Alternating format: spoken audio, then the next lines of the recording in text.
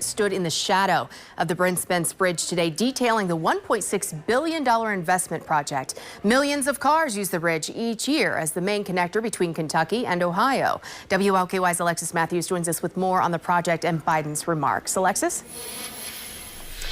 Right, Jennifer, in one of the president's first trips of the new year, he highlights one of the largest grants in U.S. history. The Brent Spence Bridge project and several others are made possible under the new infrastructure law, which the president touts for receiving bipartisan support.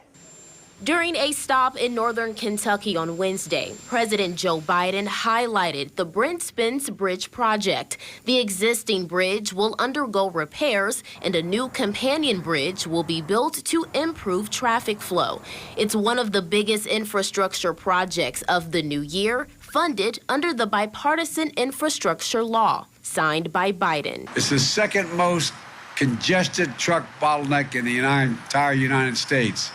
It doesn't take an engineer to tell anyone in this neck of the woods that the recipe for dangerous accidents, delayed shipments, and notorious gridlock, you're looking at it.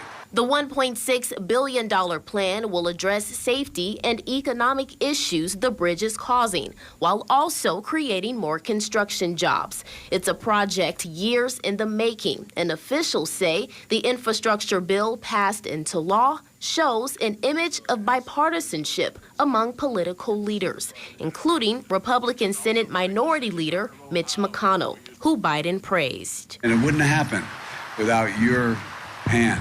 It just wouldn't have gotten done. As well as support from governors and senators on both sides of the river and the aisle. We did this as a team, Democrats and Republicans, from the White House to local government, and look what we've accomplished. This is not just about a bridge between Ohio and Kentucky. This is about a more effective bridge for our country. It's an example of unity that Biden aims to set with the entire $1.2 trillion infrastructure bill. And with impacts to local businesses, the president's trip on Wednesday would not be complete without a pit stop to Just Barbecuing in Cincinnati.